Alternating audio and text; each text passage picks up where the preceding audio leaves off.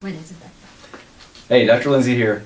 Hey, Wendy and I are going to talk to you about a guy that walked in last week, and this is something we see all too commonly.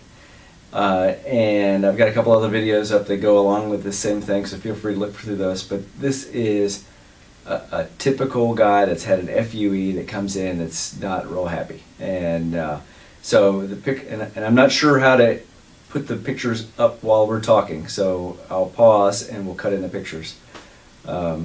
So this we fellow, didn't know that he wasn't happy. Yeah, we didn't know he wasn't happy. So this guy walks in, a nice fellow. I guess he's probably 35 or so. Thick-haired Indian. Those hairs typically grow really well no matter what you do to them. He walks in and sits down in front of me, and he goes, "Well, what do you think, doctor?" And I said, "I think you're either losing your hair or you've had a bad hair transplant." And he goes, "It's the second choice." And I said, "Tell me what happened." And he said he went to a reasonably well-known FUE guy and paid for 2,000 FUEs. And he's now a little more than a year out from his surgery. And this is what he's got. And I said, "Well, you know, FUE typically is less consistent than strip, particularly in finer haired people, but you got really bushy hair. So I'd say this is a pretty typical 2,000 graft result that walks in here that's been done someplace else." And he goes, "Well, what are we going to do to fix it?" And I said, "We have a couple of choices. One is you can assume that all the hair that you currently have in this area is successful FUE. And if that's the case, then we probably need to do 1,000 or 1,200 grafts, maybe 1,500 grafts to just add a lot of density in the front third of your head. Or you can make the assumption that none of that hair is FUE, and that you just didn't get much growth at all, and I can't tell you that without seeing your before pictures." And so if it's the second choice and he didn't get much growth, then it's going to be like treating him with a virgin head, except he's got a bunch of scar tissue in the donor area. And sure enough, looking back in the donor region, he's got donor depletion and lots of little white scars. And some of them have hairs coming out of them, meaning they miss the roots, and some of them don't. So I really don't know. So a couple days later, he emails in pictures. And here is a picture of him before. And when you look at that and compare it to his current picture, I don't see much difference. In fact, if anything, I think he's lost a little hair right up the middle, either due to trauma or due to continuation of his male pattern baldness. Let me put these pictures up again. Here's before.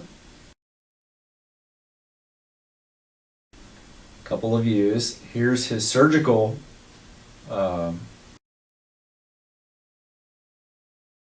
here's at the end of the surgery, and you guys feel free to count them. I'm not sure that's 2,000 grafts, but who knows what happened there, but that's simply not enough density. And pay particular attention to the hairline.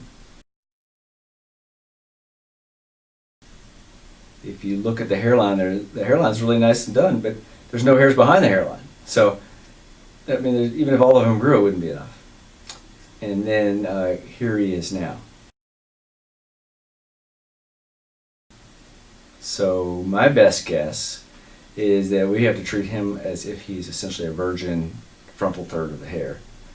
There'll be some scar tissue underneath, but this will grow. I mean, he's got great hair to work with. He just needs more of it. So then the real issue is, do you do just the corners where he's really missing hair, mainly on his right side, or do you do the whole thing? And my argument for doing the whole thing is, clearly in the past year he's lost hair right up the middle. So hopefully he will get back to us and decide what he wants to do and how we're going to do it, and I'll update it. Don't we see this all the time? All the time. What would you do? Would you like to do all of it? I want to do it all and put this thing to bed, because, you know, otherwise he's going to be at somebody else's office. If we do just this, he's going to be somebody else's office 13 months from now, saying that quack here in McLean didn't put any, you know, the hair didn't grow in the middle.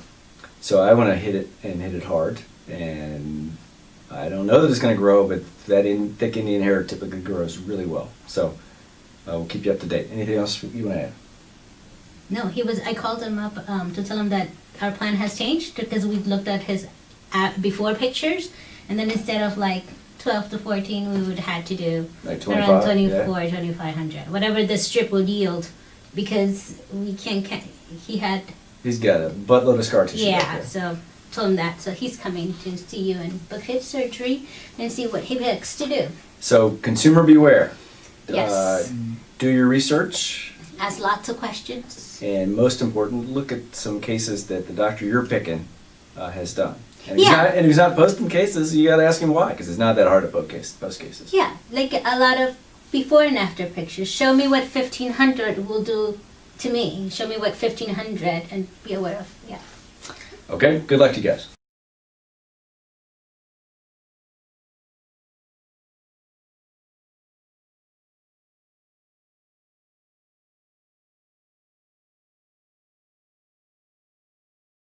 Okay, so this guy had a whole bunch of FUEs overseas and very little growth.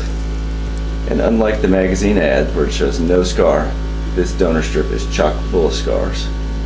So we're gonna fix this by cutting out this donor strip. I guess we'll get somewhere between 22 and 2,500 grafts. We'll sew this thing up in a trachyvedic closure and just pack his front. Okay, so this is the fellow that had a whole lot of FUEs overseas. And if you look in the recipient area, there's just no growth. I would hypothesize that most of those are hairs that were his natural hairs. I put a couple of numbing shots in, and we're just going to trim that and pack it as tight as we can get.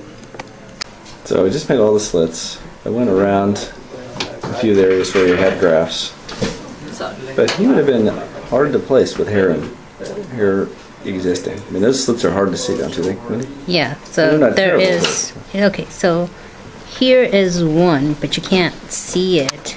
Hang on, let me get this. Yeah. This one. So if you had a whole bunch of hair there, like this fellow did at his original case, even if they got good grafts, So you can't see that one either.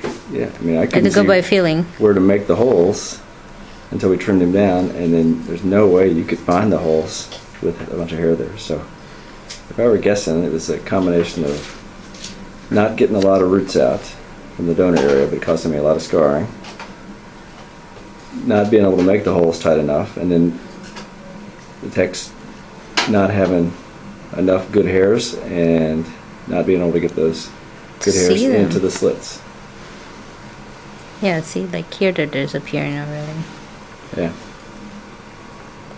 There's one. But there's a couple places where I didn't make slits up there. because Yeah, they had so that's grafts why I in. go by feeling. That even makes it more difficult because when it's a virgin head, you pack them, and I know if there's a You little just sit right space, beside there's it. going to be something right there. But with him, since we're skipping it, so I tried to go and see, like, that's a follicle right here, so I know that there's no slit there. Okay, so we're almost done, and we got 2,113 grafts, I think, out of him. So if you look carefully, it's a little less dense in certain spots, and that's because he had some grafts, particularly here on the left side. And then we come across to the right side, and it's pretty homogeneous. I think if he wouldn't have had all those scars, we'd probably gotten 2,600 grafts out of him, which would have gone a little farther back. But that's what we got. And down the road, if he loses more hair back here, then we got plenty to work with. And it took a little less than 6 hours to do this whole thing.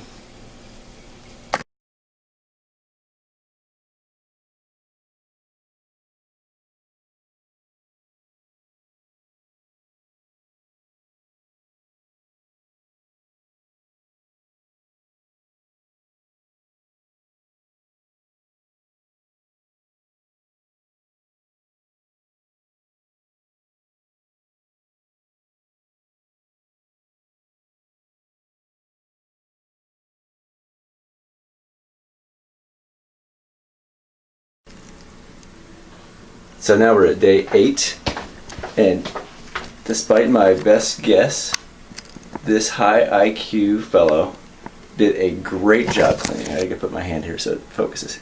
That is a perfect job. And I always worry that these guys aren't gonna clean. That's perfect. I can't complain. No reason this won't work. And then let's see the back. And I'm not sure why he came a day late, but this is at day 8. It's okay to get stitches out at day 8. And that looks perfect. It'll get a little worse before it gets better, and then we'll take a look. You can still see a few of the FUE spots that he got elsewhere. How much did it hurt this week? You can be completely honest. Nothing. Great. How many pain pills do you think you took? Maybe like 1. Okay. All right, we did a great job.